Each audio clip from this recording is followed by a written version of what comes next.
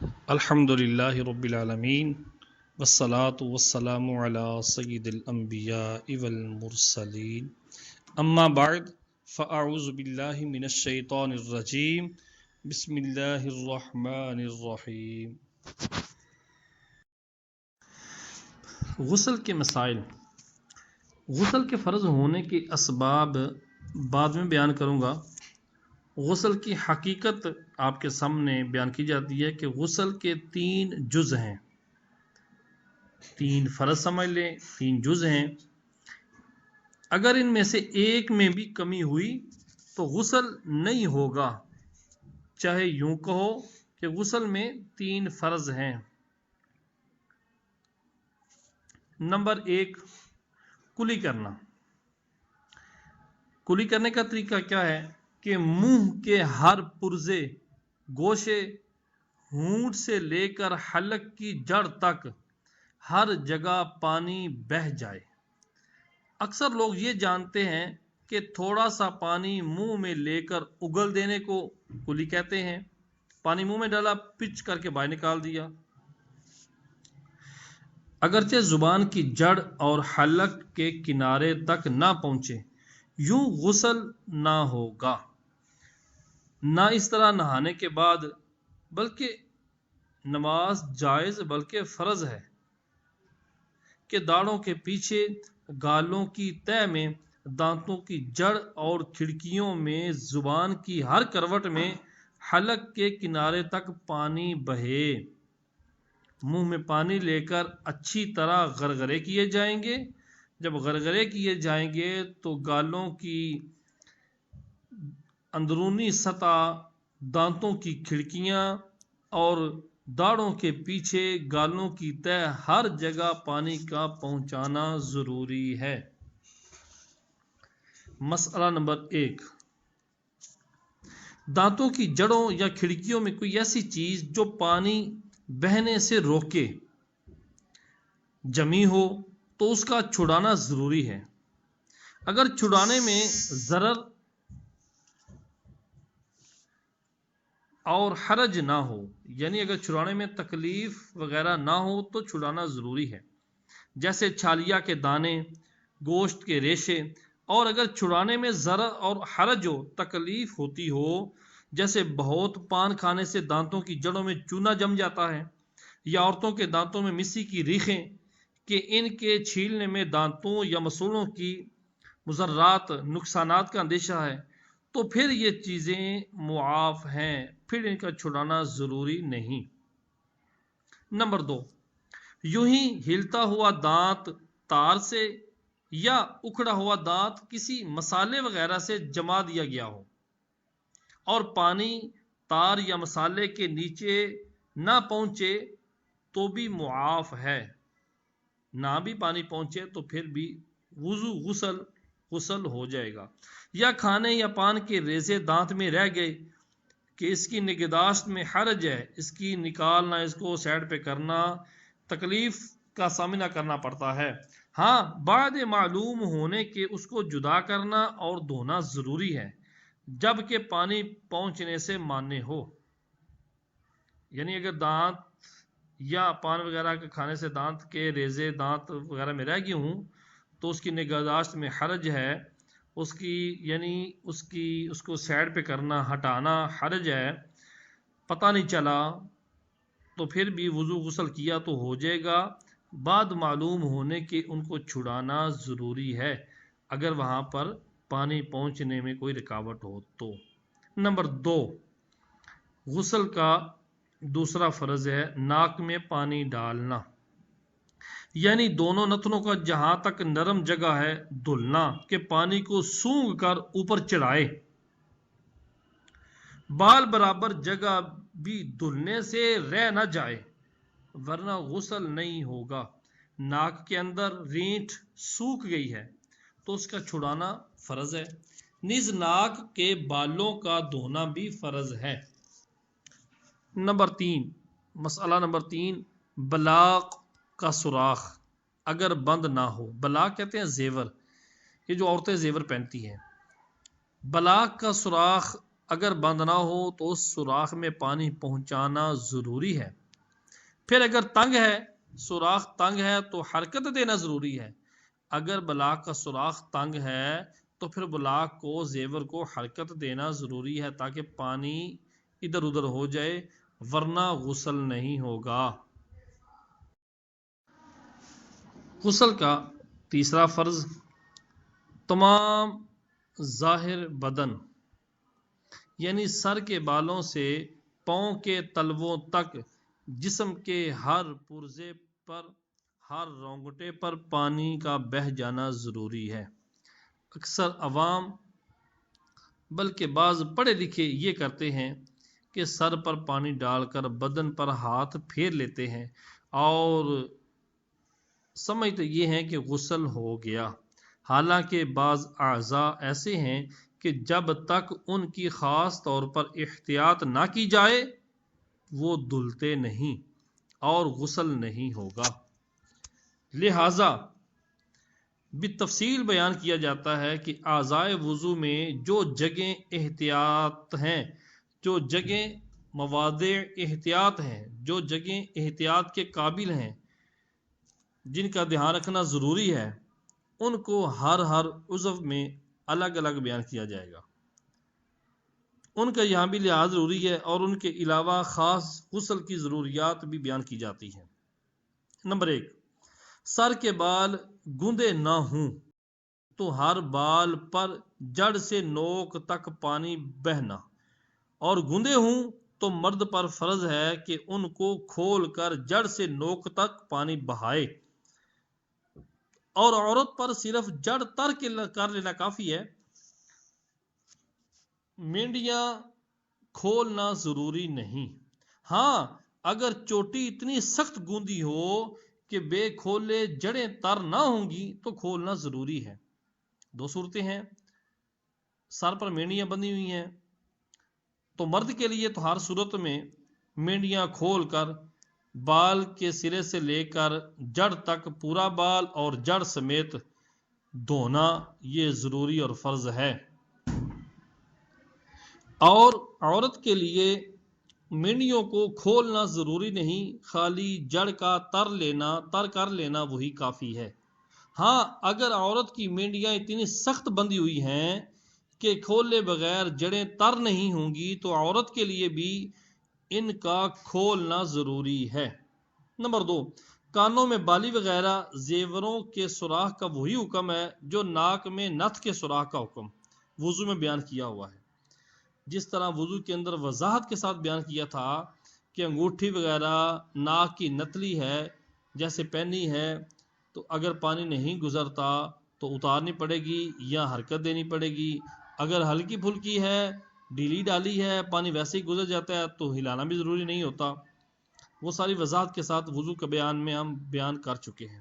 Number 3، بھوؤں اور مونچھوں اور داڑھی کے بال کا جڑ سے نوک تک اور ان کے نیچے کی کھال کا دھلنا یہ ضروری ہے۔ بھوؤں، جو پلکوں کے اوپر بھوئیں ہیں، ان کا اور مونچھوں اور داڑھی کے بال کا جڑ سے نوک تک اور ان کے نیچے کی کھال کا دھلنا ضروری ہے۔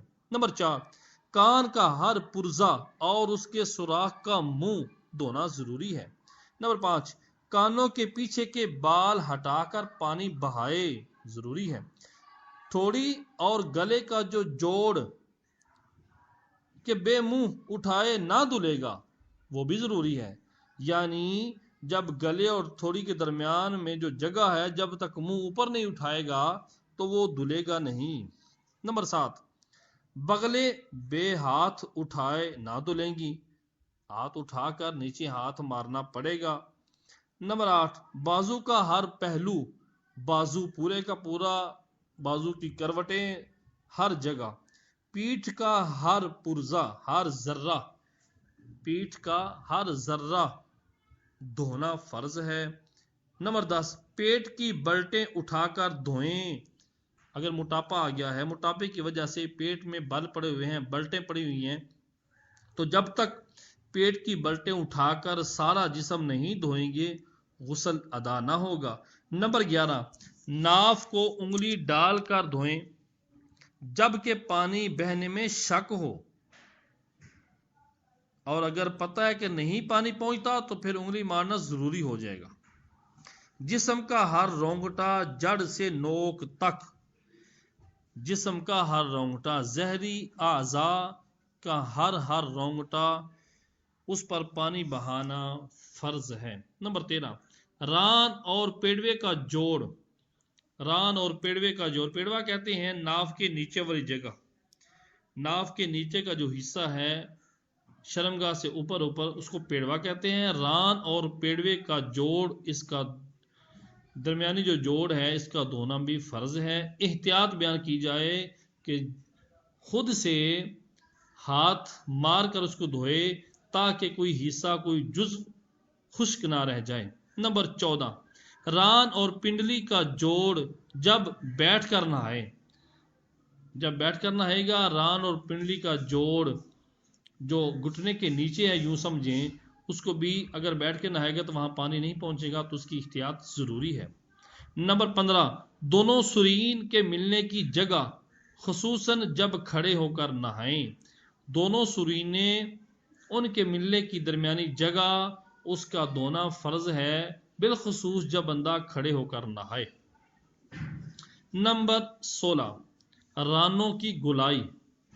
رانوں کی گولائی کا دھیان رکھیں، اچھی طرح پانی بہائیں کہ کوئی حصہ خشک نہ رہ جائے۔ 17، پنڈلیوں کی کروٹیں دونوں طرف، پنڈلیوں کا دھیان سے احتیاط کی جائے۔ نمبر 18، ذکر و انثیین، ذکر کہتے عضو تناسل کو، مرد کی شرمگاہ عضو تناسل، اور انثیین فوطے ہوتے ہیں، خصیے جن کو کہتے ہیں، فوطے خصیے، ان کے ملنے کی سطحیں کہ ان کو بے جدا کیے نہ دھلیں گی، ان کو آگے پیچھے نہ کیے ہوں تو یہ دھلنے سے رہ جائیں گی۔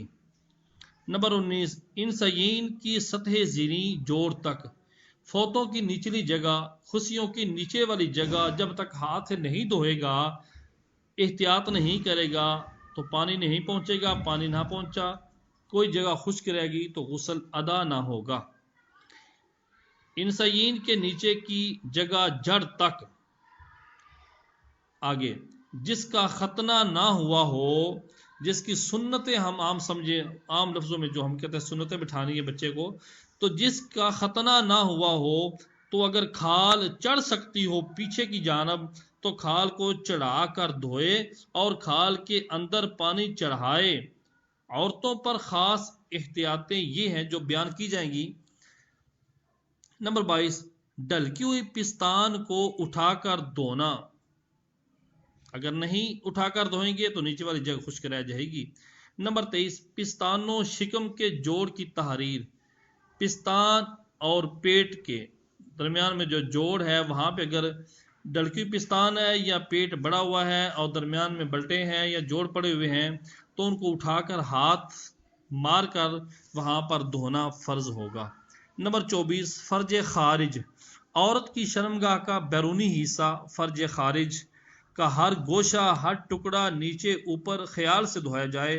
ہاں، فرج داخل شرمگاہ کا اندرونی حصہ، عورت کی شرمگاہ کا اندرونی حصہ فرج داخل کہلاتا ہے، اس میں انگلی ڈال کر دھونا واجب نہیں بلکہ مستحب ہے۔ یوں ہی اگر حیض و نفاس سے فارغ ہو کر غسل کرتی ہے عورت تو ایک پرانے کپڑے سے فرج داخل کے اندر سے خون کا اثر صاف کر لینا یہ مستحب ہے۔ نمبر 25، ماتھے پر افشاں چپٹی ہو تو چھڑانا ضروری ہے۔ افشاں وغیرہ عورتیں لگاتی ہیں، اگر کہیں ماتھے پہ لگی ہوئی ہے تو غسل کے لیے اس کا پہلے چھڑانا ضروری ہے۔ مسئلہ نمبر 4، بال میں گرا پڑ جائے تو گرا کھول کر اس پر پانی بہانا ضروری نہیں۔ نمبر 5، کسی زخم پر پٹی وغیرہ بندی ہو کہ اس کے کھولنے میں ضرر تکلیف ہوتی ہو یا کسی جگہ مرض یا درد کے سبب پانی بہنا ضرر کرے گا، نقصان دے گا، تو اس پورے عضو کو مسح کریں، اور نہ ہو سکے تو پٹی پر مسح کافی ہے۔ اگر زخم پر مسا بھی نقصان دیتا ہے تو وہاں پٹی بندھی ہو، پٹی پر مسا کر لیں، اور پٹی موضع حاجت سے زیادہ نہ رکھی ہوئی ہو، یعنی جتنی حاجت ہے پٹی اتنی ہی بندھی ہوئی ہو۔ اگر اس سے زیادہ پٹی کا گہراؤ ہے، زخم سے کچھ وسیع کشادہ پٹی رکھی ہوئی ہے، تو وہاں پر تو مسے کی حاجت، مسے کی کفایت نہیں کافی ہوگی۔ اس جگہ کو جو مسے نے، جو پٹی نے گھیری ہوئی ہے، اضافی جگہ اس کا دھونا فرض ہے، وگرنہ زخم پہ تو مسا ہو جائے گا، لیکن پٹی جو اضافی جگہ گھیری ہوئی ہے اس پہ مسا کافی نہیں ہوگا۔ اگر اس پہ مسا بھی کریں گے، جو اضافی ہے، بہت زیادہ جگہ گھیری ہوئی ہے ساتھ ساتھ میں، اس پر مسا کافی نہیں ہوگا، اس جگہ کو دھونا ہی ضروری ہوگا۔ اور اگر پٹی موضع حاجت ہی پر بندھی ہے، مثلا بازو پر ایک طرف پٹی ہے اور پٹی باندھنے کے لیے بازو کی اتنی ساری گولائی پر ہونا اس کا ضرور ہے، تو اس کے نیچے بدن کا وہ حصہ بھی آئے گا جسے پانی ضرر نہیں کرتا، تو اگر کھولنا ممکن ہو تو کھول کر اس حصے کا دھونا فرض ہے، اور اگر ناممکن ہو، اگرچہ یوں ہی کہ کھول کر پھر ویسی نہ باندھ سکیں گے اور اس میں ضرر کا اندیشہ بھی ہے، تو ساری پٹی پر مسا کر لے کافی ہے۔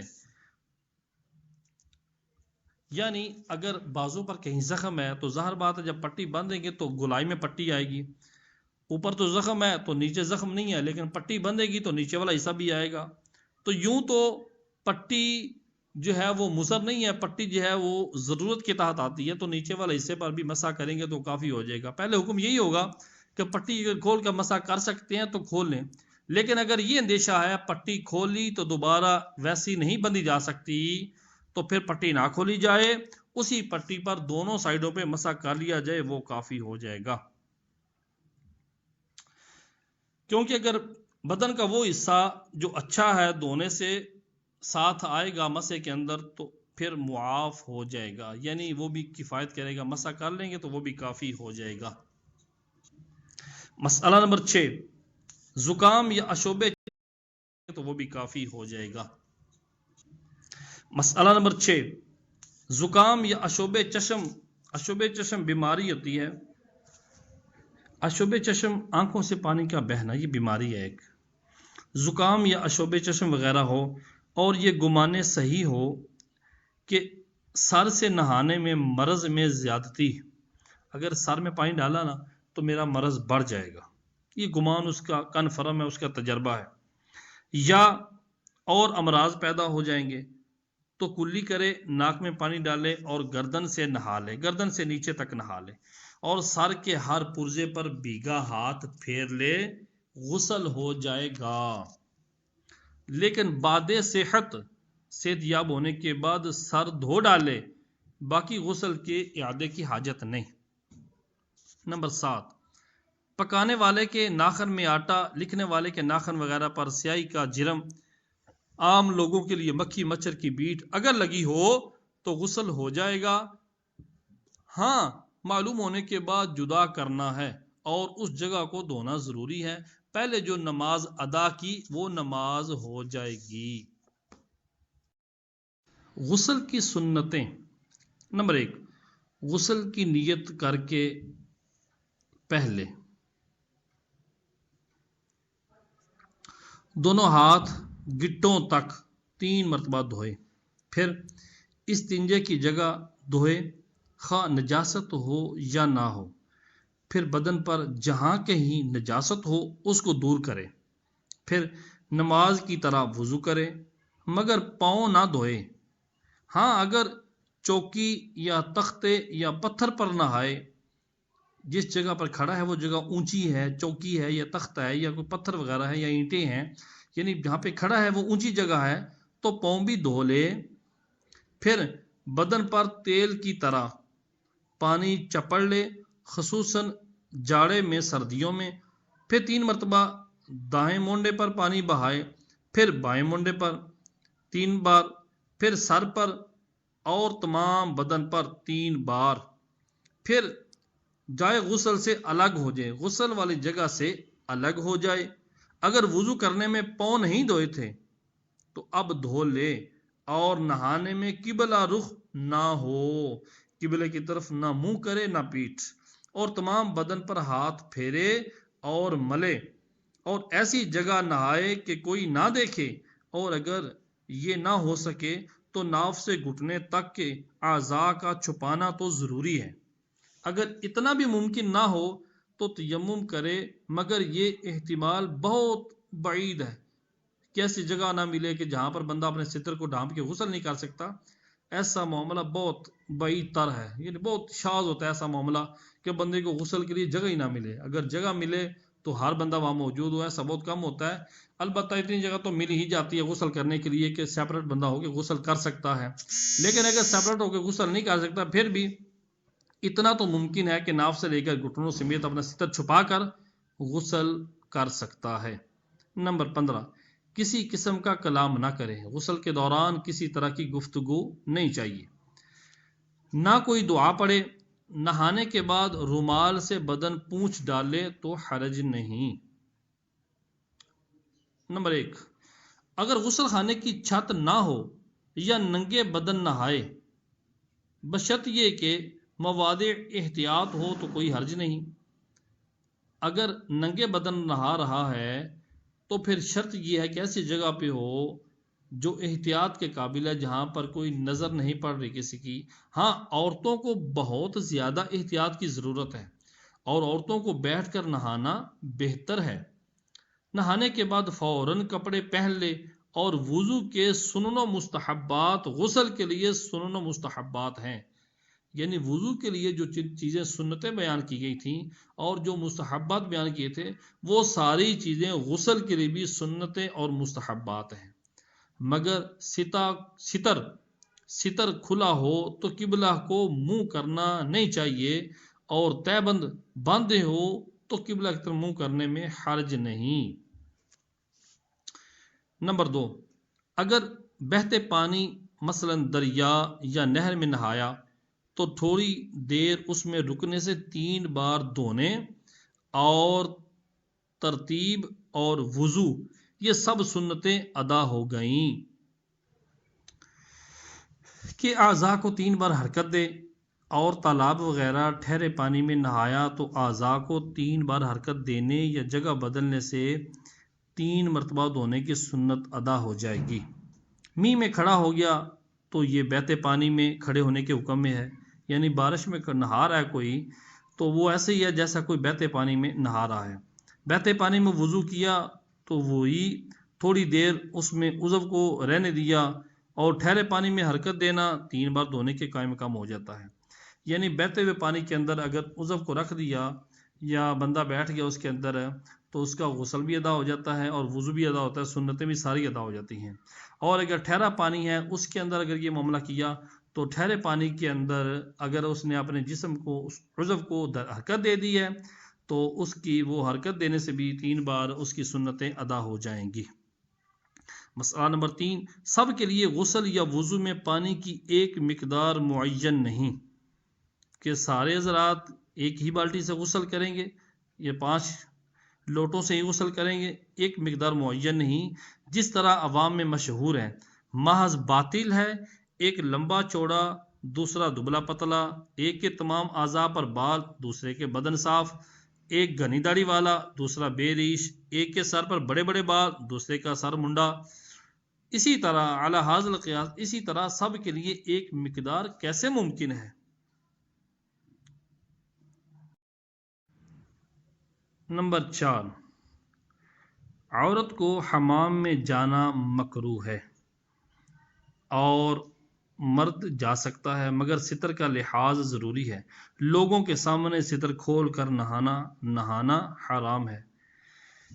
آج کل تو ویسے ہی عورتیں حمام میں نہیں جاتی، تو ویسے عورت کا حمام میں جانا منع ہے، اور مرد حضرات اگر حمام وغیرہ کے اندر غسل کرنا چاہیں تو کر سکتے ہیں، جا سکتے ہیں، بالکل جائز ہے۔ لیکن غسل کے اندر حمام کے اندر بھی جائیں یا جہاں کہیں بھی جائیں تو ستر کی حفاظت کرنا ہر مرد و عورت پر فرض ہے۔ حمام میں نہایا مرد تو اس کے لیے بھی اپنا ستر ڈھانپ کے رکھنا، چھپا کر رکھنا ضروری ہوگا۔ نمبر 5، بغیر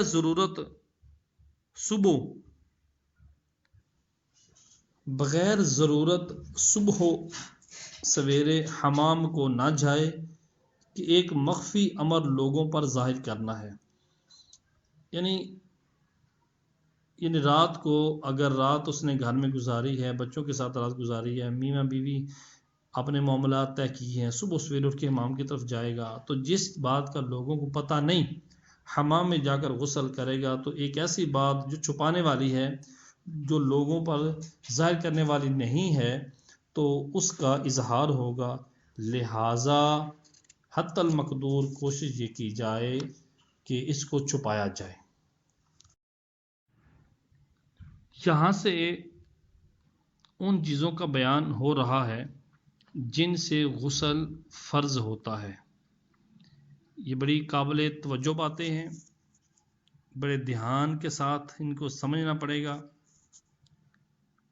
ایسا معاملہ ہے جو پاکی پلیتی کا ہے، صرف شرم کی وجہ سے آج کل نوجوان طبقہ علماء سے ملتا نہیں اور یہ مسائل پوچھتا نہیں، جس کی وجہ سے ان کی پوری عمر ناپاکی کی حالت میں گزر جاتی ہے، یہاں تک کہ بڑھاپے تک پہنچ جاتے ہیں، لیکن ان کو ان چیزوں کا پتہ نہیں کہ ہم پر غسل کیسے فرض ہو گیا، کن کن چیزوں سے غسل فرض ہو جاتا ہے، اور اس ناپاکی سے نکلا کیسے جاتا ہے۔ نمبر 1، منی کا اپنی جگہ سے شہوت کے ساتھ جدا ہو کر عضو سے نکلنا سبب فرضیت غسل ہے۔ منی، پہلے ایک بات ذرا ذہن نشین کر لیں، پہلے بھی بیان ہو چکا ہے، منی، مزی اور ودی۔ منی یہ ہوتی ہے کہ جماع کے وقت، مرد و زن کی جماع کے وقت، وتی کے وقت جب مرد کو انزال ہوتا ہے تو عضو خاص سے منی کا خروج ہوتا ہے، جس کے بعد عضو تناسل سکڑ جاتا ہے، شہوت ٹوٹ جاتی ہے، اس کو کہتے ہیں منی۔ اور اسی جماع سے پہلے بوس و کنار کے دوران اگر کوئی قطرہ نکلے اس کو کہتے ہیں مزی۔ اس مزی سے غسل فرض نہیں ہوتا، جبکہ یہ جو منی ہے اس سے غسل فرض ہو جاتا ہے۔ اور تیسری ہے ودی۔ ودی بوجھ اٹھاتے وقت یا پیشاب سے پہلے یا بعد میں چند قطرے آتے ہیں لیس دار، اس کو ودی کہتے ہیں۔ ودی سے بھی غسل فرض نہیں ہوتا، البتہ منی جو شہوت کے ساتھ اچھل کود کر خارج ہوتی ہے وہ غسل کا سبب بن جاتی ہے۔ مسئلہ 1، اگر شہوت کے ساتھ اپنی جگہ سے جدا نہ ہوئی بلکہ بوجھ اٹھانے یا بلندی سے گرنے کے سبب نکلی تو غسل واجب نہیں، ہاں وضو جاتا رہے گا، یہ ودی ہے۔ شہوت کے ساتھ اپنی جگہ سے نہیں نکلی، صرف بوجھ اٹھانے یا بلندی سے گرنے، بلندی سے اترنے، سیڑھیوں سے اترنے کی وجہ سے یا پیشاب سے پہلے یا بعد میں چند قطرے نکلے، اس کو ودی کہتے ہیں، جس سے غسل فرض نہیں ہوتا، البتہ وضو ہے تو ٹوٹ جائے گا۔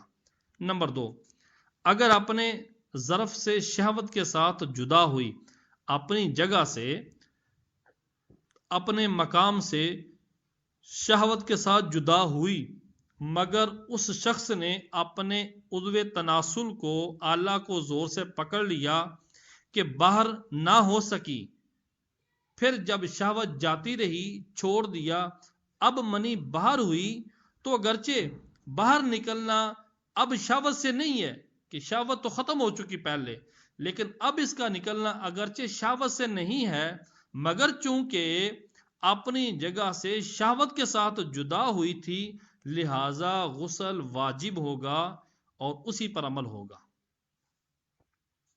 نمبر 3، مسئلہ نمبر 3، اگر منی کچھ نکلی اور قبل پیشاب کرنے یا سونے یا 40 قدم چلنے کے نہا لیا، منی نکلی کچھ، اس کے بعد پیشاب کرنے سے پہلے یا سونے سے پہلے 40 قدم چلنے سے پہلے بندے نے نہا لیا اور نماز پڑھ لی، اب نماز پڑھنے کے بعد اب بقیہ منی خارج ہوئی تو غسل کرے کہ یہ اسی منی کا حصہ ہے جو اپنے محل سے شہوت کے ساتھ جدا ہوئی تھی، اور پہلے جو نماز پڑھی تھی ہو گئی، اس کے اعادے کی حاجت نہیں۔ اور اگر 40 قدم چلنے یا پیشاب کرنے یا سونے کے بعد غسل کیا پھر منی بغیر شہوت کے نکلی تو غسل ضروری نہیں، اور یہ پہلی منی کا بقیہ حصہ نہیں کہا جائے گا۔ سمجھ لیجئے دوبارہ، اگر کچھ منی نکلی اس کے بعد بندے نے پیشاب نہیں کیا، ابھی سویا نہیں، 40 قدم نہیں چلے، بس نہا لیا، نہانے کے بعد اب اس نے نماز پڑھ لی، نماز پڑھنے کے بعد بقیہ منی خارج ہوئی تو کہا جائے گا کہ دوبارہ غسل کر، کیونکہ یہ منی اسی منی کا بقیہ حصہ ہے جو منی شہوت کے ساتھ اپنے محل سے جدا ہوئی تھی، لیکن جو تو نے نماز پڑھ لی وہ نماز ادا ہو چکی، اس نماز کا اعادہ ضروری نہیں۔ اور اگر 40 قدم چلنے کے بعد یا پیشاب کرنے کے بعد یا سونے کے بعد پھر غسل کیا تھا، پھر بعد میں منی بغیر شہوت کے نکلی تو اب غسل ضروری نہیں، کیونکہ یہ منی اس منی کا بقیہ حصہ نہیں ہے۔ مسئلہ نمبر 4، اگر منی پتلی پڑ گئی کہ پیشاب کے وقت یا ویسے ہی کچھ قطرے بغیر شہوت نکل آئیں تو غسل واجب نہیں، البتہ وضو ٹوٹ